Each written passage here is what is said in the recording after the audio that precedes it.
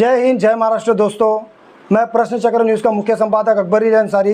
जिस तरह का मैं सभी अपने जितने मेरे मीडिया कर्मी यहाँ पे हैं, मैं सभी का धन्यवाद करना चाहता हूँ कि कम से कम जो लोग कहते थे कि गोंडी में पत्रकारिता की एकता नहीं, लेकिन अल्हम्दुलिल्लाह आज वो सब पत्रकार यहाँ पे मौजूद है।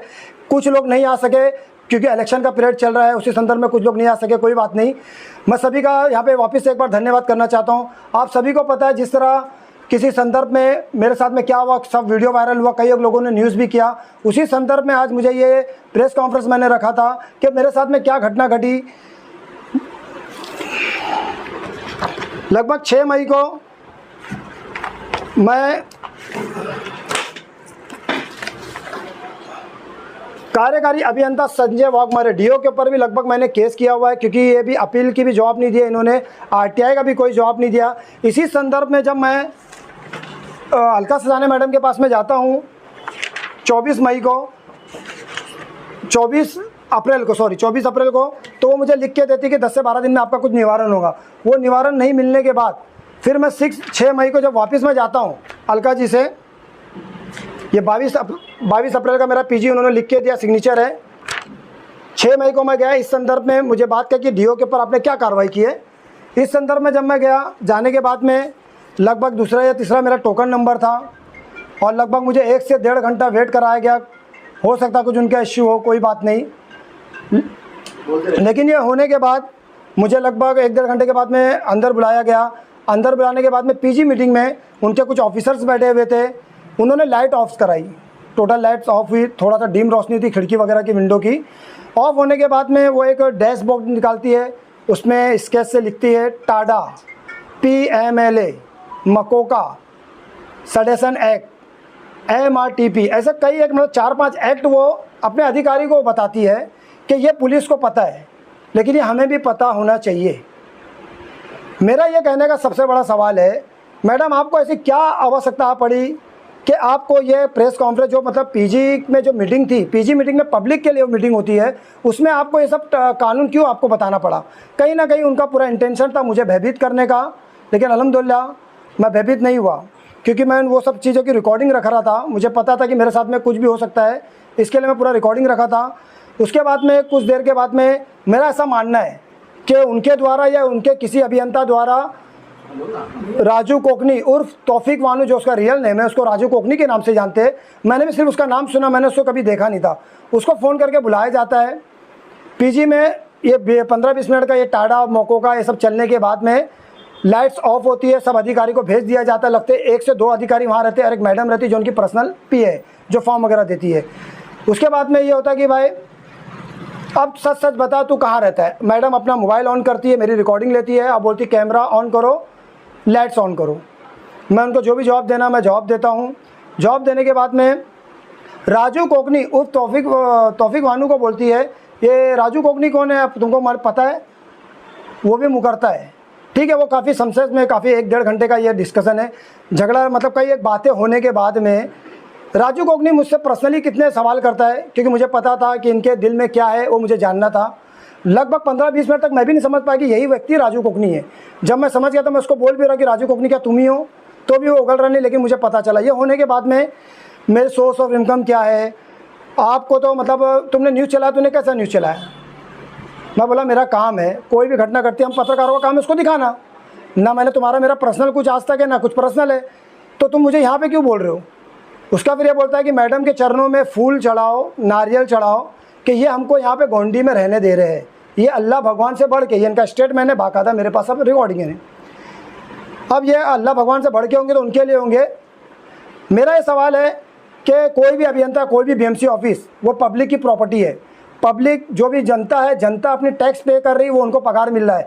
वो किस तरह का, क्या उन्होंने BMC ऑफिस को या किसी भी प्रकार के ऑफिस को एक टॉर्चर सेंटर बना दिया है? एक पत्रकार के साथ में, एक संपादक के साथ में जब ये दुर्व्यवहार हो सकता है, तो आप सोच सकते हो कि एक आम आदमी के साथ में क्या होता होगा। उन्होंने बहुत सी ऐसे बातें करी राजू कोकनी द्वारा, उसने भी मुझे बोला, ऐसा लग रहा था कि उतने टाइम में राजू कोकनी कोई बड़ा ऑफिसर है और अलका सजाने कुछ भी नहीं बोल रही है। तो ये बड़ा अपने आप में एक प्रश्न उठता है कि किस तरह पीजी में किसी दूसरे व्यक्ति को दूसरे व्यक्ति के द्वारा बात किया जाना चाहिए।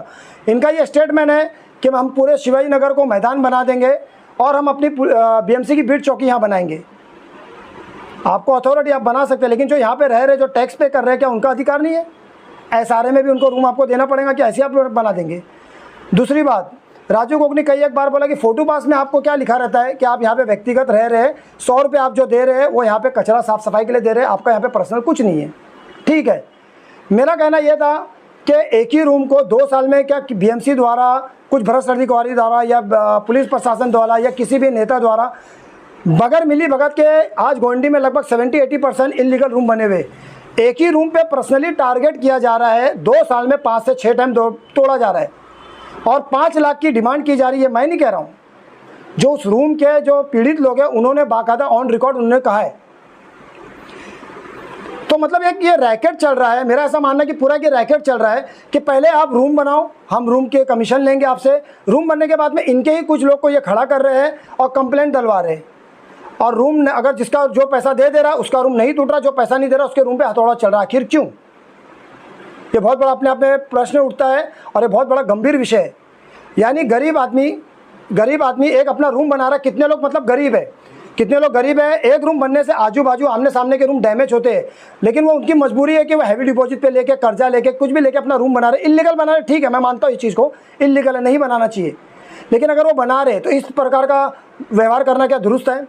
दूसरी बात, मैं गोंडी की जनता से खास करके अपील करना चाहूँगा कि उन्होंने बाकायदा बोला कि इलेक्शन के बाद में हम बताएंगे कि क्या होता है BMC और क्या होता है, कैसा क्या हथौड़ा चलता है।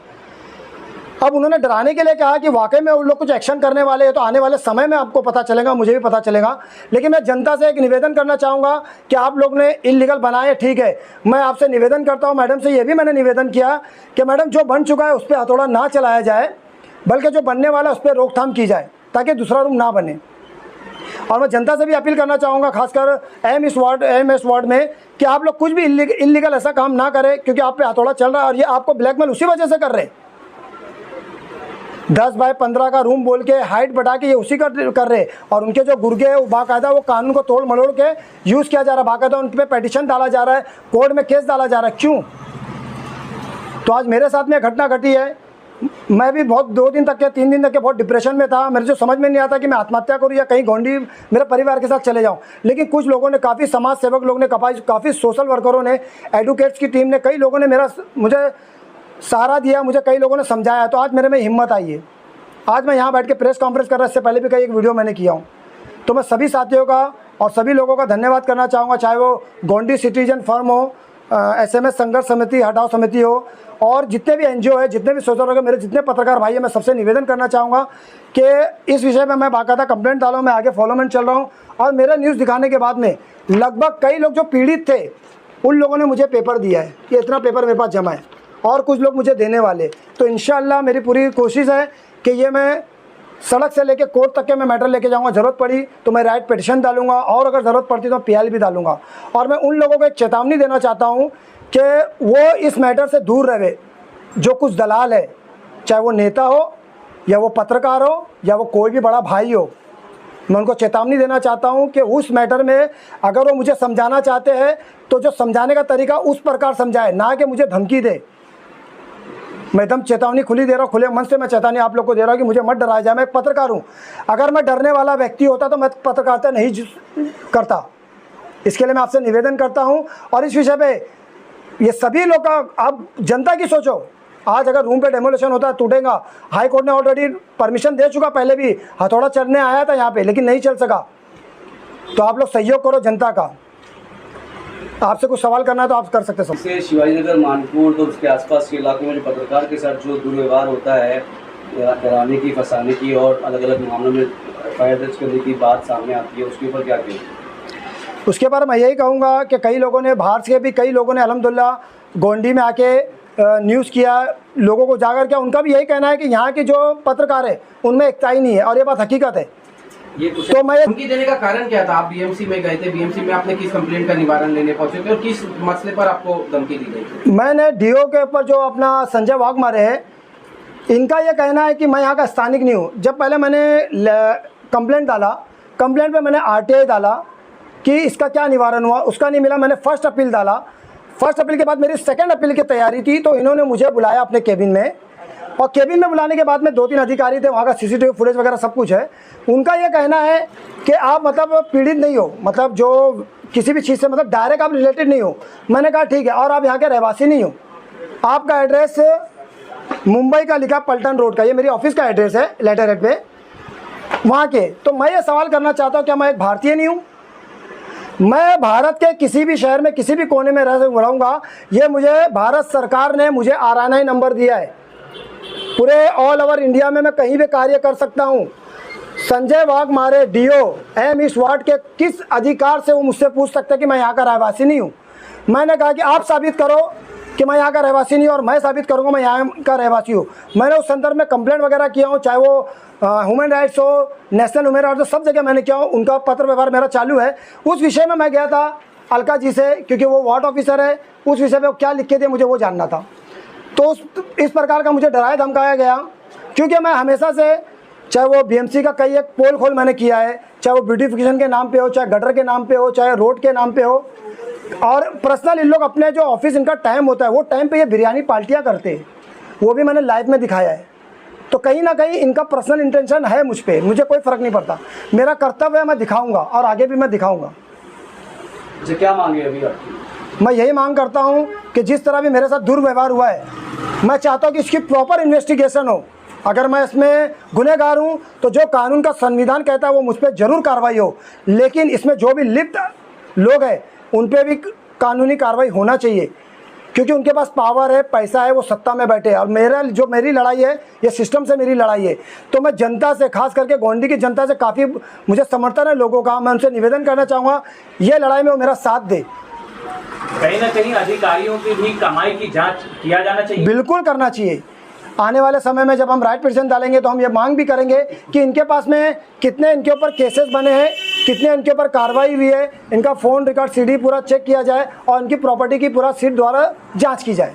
बिल्कुल हम मांग करेंगे। तो बिल्डिंग फैक्ट्री डिपार्टमेंट है, क्या उसके अधिकारी के ऊपर कार्रवाई नहीं होनी चाहिए, क्योंकि उसके रहते हुए जो इतने बड़े बड़े इलीगल कंस्ट्रक्शन यहाँ पे हुए? क्या बिल्डिंग फैक्ट्री डिपार्टमेंट के जो अधिकारी है, जो AE और JE जो है सारे वार्ड के, क्या उनके ऊपर कार्रवाई होनी चाहिए? क्या उनके सस्पेंशन की मांग की जानी चाहिए? बिल्कुल होनी चाहिए, क्योंकि ये जब इलीगल ये कोई 1-2 दिन में 1-2 साल में नहीं बना है, कई साल में ये इलीगल जो भी बना है। तो इसमें अगर तुम तोड़ रहे हो तो कहीं ना कहीं उस टाइम के अधिकारी, चाहे वो पुलिस प्रशासन के हो या BMC वार्ड के हो, उन पर भी जरूर कार्रवाई होना चाहिए, क्योंकि कहीं ना कहीं उनके संरक्षण से ये बढ़ा है ना। आज भी कई एक लोग अपना निवारण लेके जाते हैं अपनी समस्या का, लेकिन उनका निवारण नहीं होता है। तो बिल्कुल उनके भी नकल कसना चाहिए, उनके ऊपर भी कार्रवाई होना चाहिए। ये बात यही खत्म करता हूँ। बहुत बहुत आप लोग का धन्यवाद। जय हिंद, जय महाराष्ट्र।